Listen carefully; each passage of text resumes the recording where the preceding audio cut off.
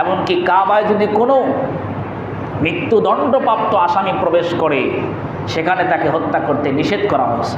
অমান দাখালাহু কানা আমিনা, এখানে যে প্রবেশ করবে সে নিরাপদ। সুবহানাল্লাহ, যতক্ষণ না সে বের হয়। এই জন্য আমরা দেখেছি যে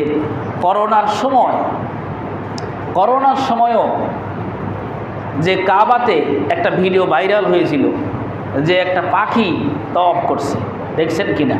যে একটা পাখি কাবা তওয়াফ করছে।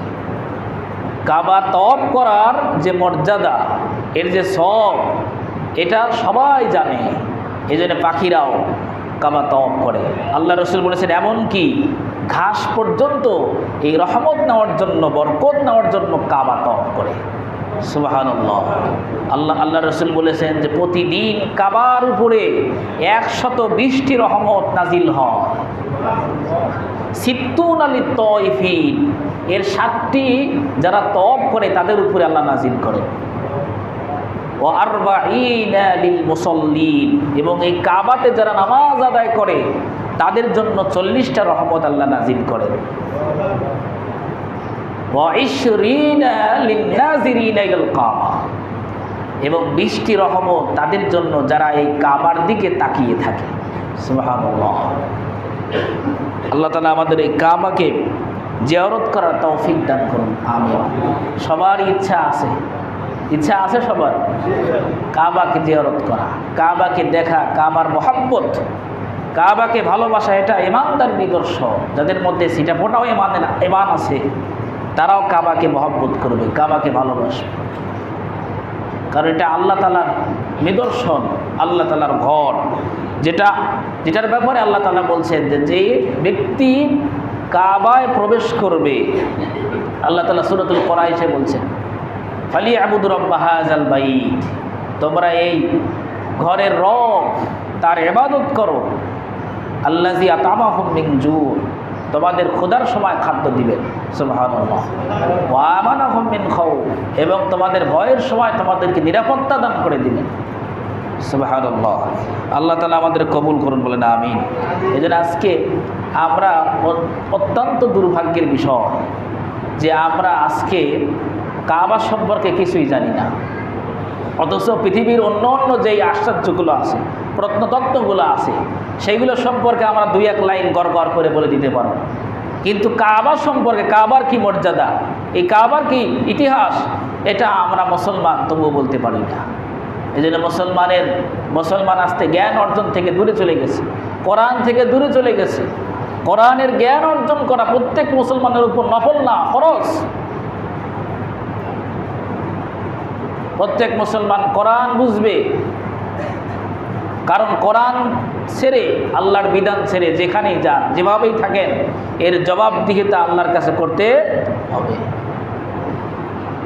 যারা কোরআন ছেড়ে, আল্লাহর বিধান ছেড়ে সামান্য দুনিয়ার আনন্দ ফুর্তি ভোগ বিলাস করার জন্য আল্লাহর বিধানকে ভুলে গেছেন, আল্লাহ তাআলা সেই দিন কিয়ামতের দিন তারা যখন উঠবে, আল্লাহ তাআলা বলেন ওয়া নাহশুরুহু ইয়াওমাল কিয়ামাতি আ'মা, তারা যখন হাসরের ময়দানে উঠবে তারা অন্ধ হয়ে উঠবে। নাউযুবিল্লাহ বলবেন না? অন্ধ হয়ে উঠবে।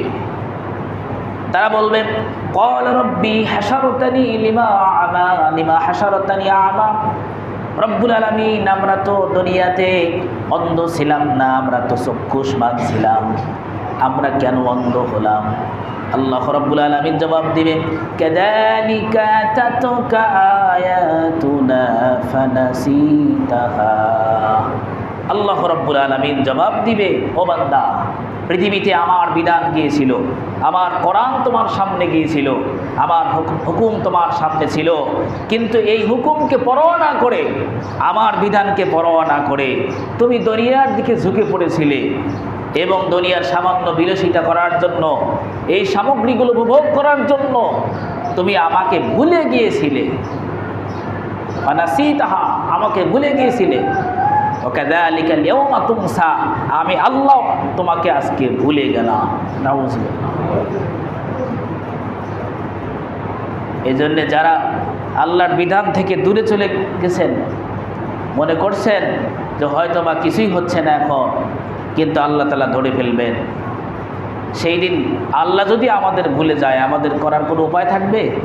কোনো উপায় থাকবে না। এই জন্য মুসলমান, আমাদের অবশ্যই আল্লাহর বিধান আঁকড়ে ধরা প্রয়োজন। আল্লাহ তাআলা আমাদের তৌফিক দান করুন। কাবার আর একটি বৈশিষ্ট্য হলো যে এই কাবা সমস্ত বান্দার সমস্ত গুনাহকে মুছে দেয়। সুবহানাল্লাহ। আল্লাহ রাসূল বলেছেন, মান দাখালা বাইতুল্লাহ দাখালা মিন হাসানাতিন, যে কাবায় প্রবেশ করলো কল্যাণের সাথে প্রবেশ করলো। ওমান খরাজা মিন সাইয়্যাতিন মাগফুরা, আর যে এখান থেকে যে বের হয়ে গেল তার গুনাহ থেকে সমস্ত গুনাহ আল্লাহ তাআলা মাফ করায় দিলে এবং ক্ষমা প্রাপ্ত হয়ে বের হয়ে গেল। কাবাতে যদি একবার প্রবেশ করা যায়, আল্লাহ তাআলা সেখান থেকে আমাকে আপনাকে বের করবেন, সমস্ত গুনাহ আমাদের আমলনামা থেকে বের করে তারপরে কাবা থেকে বের করবেন। এই জন্য কাবা মানুষের গুনাহকে নিশ্চিহ্ন করে দেয়। এই জন্য যাদের অর্থ আছে কাবার কাছে চলে যান, কাবা জিয়ারতে চলে যান যাদের অর্থ আছে। কারণ হয়তো বা আজকে আপনার অর্থ আছে, কিছুদিন পর এই অর্থ হারিয়েও যেতে পারে, এমনকি আপনার হাতছাড়াও হতে পারে কি না? আজকে হয়তো কোটিপতি, কালকে রাস্তার ভিক্ষুক হতে সময় লাগবে। আমরা দেখেছি যে ওই ঢাকাতে সম্ভবত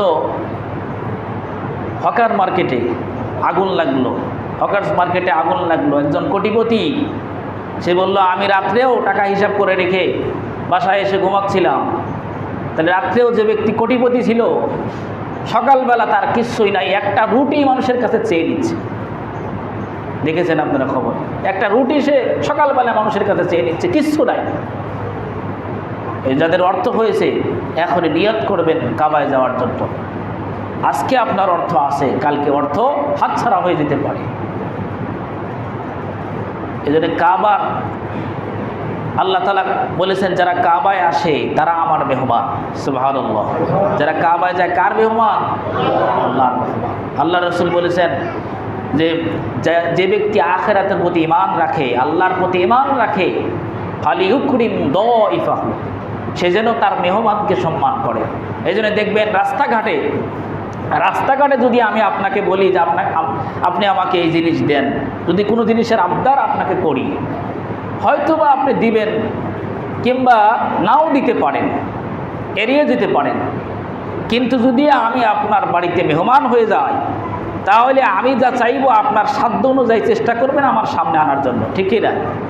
কারণ মেহমানকে সবাই সম্মান করে। মেহমান যদি চায়, সে চেষ্টা করে মেহমানের সামনে সেই জিনিসটা হাজির করা।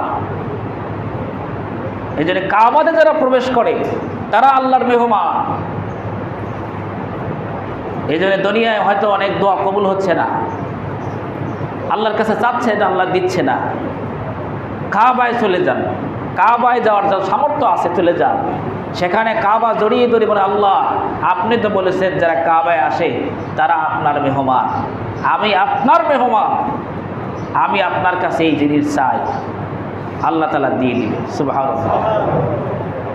এই জন্য কাবা এমন একটি ঘর, যেই ঘর আল্লাহ রাব্বুল আলামিন স্বয়ং হেফাজত করেছেন, এবং এর পাশে যারা আছে, অবস্থান যারা করে, তারা কিয়ামত পর্যন্ত নিরাপদ। এমনকি দাজ্জাল সকল শহরে প্রবেশ করবে, কিন্তু এই দুই শহরে প্রবেশ করতে পারবে না। সুবহানাল্লাহ। দাজ্জাল থেকেও আল্লাহ তাআলা এই কাবার অধিবাসীদেরকে আল্লাহ তাআলা নিরাপত্তা দিবে। আল্লাহ তাআলা আমাদেরকে কবুল করুন, বলেন আমিন। আমরা সকলেই কাবায় যেতে চাই তো? এত বরকতপূর্ণ রহমতপূর্ণ একটি ঘর, আল্লাহ তাআলা যেন আমাদের সবাইকে কাবা দেখার সুযোগ করে দেয়। এই জন্যে কাবাতে প্রবেশ করলে আল্লাহ তাআলা কি পুরস্কার দিবেন, এবং যদি কোনো হজ সম্পাদনকারী সেখানে হজ আদায় করে, তাহলে আল্লাহ তাআলা কি পুরস্কার রেখেছেন, আমরা ইনশাআল্লাহ আগামী জুমাতে আলোচনা করব ইনশাআল্লাহ। আর আপনাদের কাছে বিনীত অনুরোধ, সেটা হলো যে আপনারা নামাজে একটু আগে আসার চেষ্টা করেন। একটু আগে আসার চেষ্টা করি, কারণ এমন অবস্থাও হয়, এমনও কিছু মানুষ আছে যারা দৌড়িয়ে নামাজটা শুধু ধরে, দৌড়ে এসে নামাজটা ধরে, কিন্তু আপনি যে খুতবা ছেড়ে দিলেন। আমরা শুক্রবার ছাড়া অন্য অন্য দিনে জোহরের নামাজ কয় রাকাত পড়ি? 4 রাকাত, 4 রাকাত পড়ি। আজকে 2 রাকাত রখসত করা হয়েছে। কেন? যে এই 2 রাকাত আপনি খুতবা শুনবেন এই সময়টুকু। এদের 2 রাকাত লুকিয়ে আছে খুতবার মধ্যে। যদি খুতবা শোনেন 2 রাকাত আপনার আদায় হয়ে যাবে। যদি খুতবা না শোনেন আপনার নামাজ অসম্পূর্ণ থাকবে, জুমা আদায় হবে না, অসম্পূর্ণ থাকবে। এজন্য আবার সতর্ক হয়ে যাবে। জুমার দিন এমন কি কাজ আপনাদের থাকে যেখানে আল্লাহ তাআলা ডাকতেছেন, আপনার বন্ধু ফোন করলে কিংবা আপনার কোনো আত্মীয় স্বজন যখন ডাকে কিংবা আপনার ব্যবসায়িক কোনো পার্টনার যখন আপনাকে ডাকে, তখন আপনি অস্থির হয়ে যান, না জানি কি বলবে, না জানি কি বলবে, হয়তো ব্যবসার কথা বলবে, হয়তো বা আমাকে কোনো পরামর্শ দিবে, না হয় কোনো বিপদ হয়েছে, আপনি অস্থির হয়ে যান। অথচ আল্লাহ রাব্বুল আলামিন জুমার দিনে ডাকতেছেন, ইয়া আইয়ুহাল্লাযীনা আমানু ইযা নুদিয়া লিস-সালাহ, হে ঈমানদাররা, যারা আমার প্রতি ঈমান রাখো, যারা আখিরাতের প্রতি ঈমান রাখো, তোমাদের যখন নামাজের জন্য ডাকা হয়, জুমা নামাজের জন্য, তোমরা দুনিয়ার সমস্ত কাজকর্ম ফেলে দাও। এটা কার কথা? আল্লাহর কথা। তাহলে আপনি দেখেন তো কত বড় আপনি হতভাগা, কত দুর্ভাগ্য ব্যক্তি আপনি। আপনার কপাল কত পুড়ে গেছে যে আল্লাহ ডাকে অথচ আপনি কাজ করে যাচ্ছেন। আল্লাহ ডাকতেছে অথচ আপনি এখনো গোসল করে যাচ্ছেন, কাজ করে যাচ্ছেন, সংসারের কাজে ব্যস্ত আছেন। আপনি এখনো বাজারে ঘোরাফেরা করতেছেন, এখনো রাস্তায় ঘোরাফেরা করতেছেন। আপনার মতো কপাল পোড়া ব্যক্তি আর একটাও নেই। এই জন্য প্রিয় মুসলিম ভাইয়েরা, একটু চেষ্টা করেন আল্লাহর জন্য সময় দেওয়ার জন্য। একটা সপ্তাহে মাত্র একটা দিন একটু আগে আসবেন, আজান হওয়ার সঙ্গে সঙ্গে আসলেন, মসজিদে ঢুকে 2 রাকাত নামাজ আদায় করলেন, পারলে আরও কিছু নামাজ আদায় করলেন। যখন ইমাম সাহেব চলে আসলো মেম্বরে, তখন আপনি নামাজ বন্ধ করলেন, খুতবা শুনলেন, কিছু হেদায়েতের কথা শুনলেন। আল্লাহ নসিবে রাখে তো এটা আপনার হেদায়েতের ওসিলা হয়ে যাবে, ঠিক কি না? সারা সপ্তাহ ইমানের ব্যাটারিতে চার্জ করলেন, সারা সপ্তাহ ইমানটা ঠিক থাকলো, আবার জুমায় হাজিরা দিলেন, আবার ইমানটা ঠিক থাকলো। এই সপ্তাহের মধ্যে যদি আমার আপনার মৃত্যু হয়, ইমানের সাথে মৃত্যু নসিব হলো। সুবহানাল্লাহ। এই জন্য আপনাদের কাছে বিনীত অনুরোধ, একটু আগে আসবেন। যারা একেবারেই পরে আসেন, অভ্যাস হয়ে গেছে আপনার, কত বড় বাজে অভ্যাস হয়ে গেছে, বদ অভ্যাস হয়ে গেছে যে আপনি জুমার দিন পরে আসেন। রাসূল সাল্লাম বলেন, কঠোর হুঁশিয়ারি দিয়েছেন আল্লাহ রসুল, যারা পরে আসে, নিয়মিতই পরে আসে, এক সময় পিছাইতে পিছাইতে ওই ব্যক্তি জাহান্নামের দিকে চলে যাবে। নাউযুবিল্লাহ। এজন্য একটু আগে আসার চেষ্টা করেন। দুনিয়ার কাজ একটু ফেলে আল্লাহর জন্য একটু সময় ব্যয় করেন। আল্লাহ আমাদের তৌফিক দান করুন, বলেন আমিন। আর আমরা সামর্থ্য অনুযায়ী আল্লাহর জন্য সদকা করব, দান করব। দেখেন, দান করার জন্য আল্লাহ তাআলা অন্য ইবাদতের জন্য এত অনুনয় বিনয় করে, করুণা করে আল্লাহ কিন্তু বলে নাই। আল্লাহ বলে নাই যে নামাজ পড়ো, নামাজ পড়ো, নরম সুরে বলে নাই। আল্লাহ বলছে ওয়াকিমুস সালাহ, অর্ডার দিয়েছেন আমর, ওয়াকিমুস সালাহ, ইম্পারেটিভ সেন্টেন্স, ওয়াকিমুস সালাহ, নামাজ প্রতিষ্ঠা করো। আল্লাহ আদেশ দিয়েছেন, কিন্তু আল্লাহর ব্যাপারে, ব্যয়ের ব্যাপারে আল্লাহ বলছেন যে ও বনি আদম, আমার জন্য ব্যয় করো। সুবহানাল্লাহ। কে বলেছেন? নরম সুরে আদর করে, ও বনি আদম, আদম সন্তানেরা, আমার জন্য ব্যয় করো। এটা আল্লাহ নরম করে বলেছেন, কারণ এটার মধ্যে কল্যাণ আছে। এই জন্য আমরা জুমাতে আসি, একেবারে খালি হাতে, শূন্য হাতে চলে আসি। কেন শূন্য হাতে আসেন কেন? হয়তো এক সপ্তাহ আপনার মনে না থাকতে পারে, টাকা না থাকতে পারে, অন্য একটা সপ্তাহে আপনি কাজা আদায় করে দিবেন। কিন্তু প্রতি জুমায় আপনি আল্লাহর জন্য কিছু অর্থ করে নিয়ে আসবেন। বিশেষ করে যাদের পিতামাতা মারা গেছে, এখানে প্রায় সিংহভাগ মানুষের পিতামাতা, না হয় কারো মা, না হয় কারো বাপ মারা গেছে, ঠিকই না? সিংহভাগ।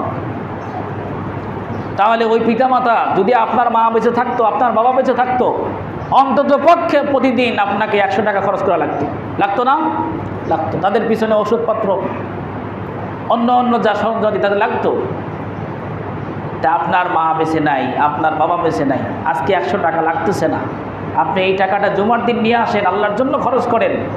এর ওসিলায় আল্লাহ তাআলা আপনার আব্বা আপনার মার কবরখানা জান্নাতের বাগান বানিয়ে দিবেন। আবু দারদা রাদিয়াল্লাহু তাআলা আনহু বলেন, ইয়া রাসূলুল্লাহ, ইয়া হাবিবাল্লাহ, আমার সবচেয়ে সুন্দর একটি খেজুরের বাগান আছে।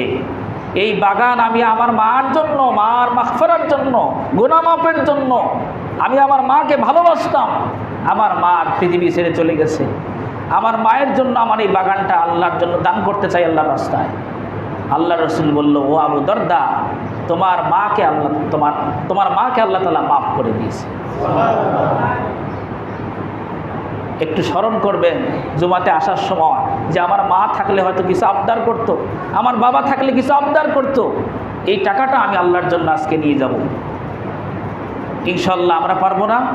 ইনশাআল্লাহ আল্লাহ তাআলা আমাদের তৌফিক দান করুন, আমিন। আসসালামু আলাইকুম ওয়া রাহমাতুল্লাহি ওয়া বারাকাতুহু।